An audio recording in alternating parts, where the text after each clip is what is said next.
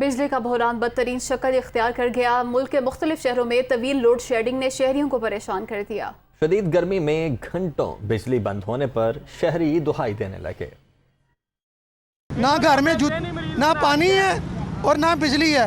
ऐसा इन्होंने मरीज बनाया हुआ। बच्चे जो से वो रो रहे हैं, बूढ़े जो से वो रो रहे हैं। आप हुक्मरान तो बन गए हो, तो कैसे बन गए हो?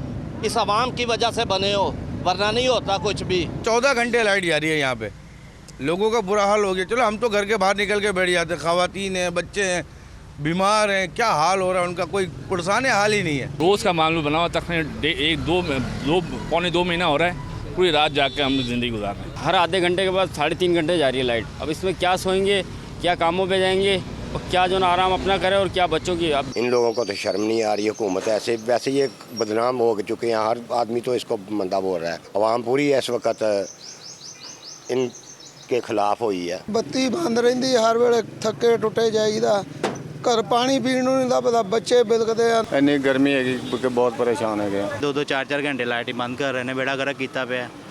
फिर कही जाते ने इमरान खान ने की किया। बहुत ज़्यादा लोड शेडिंग कर दी।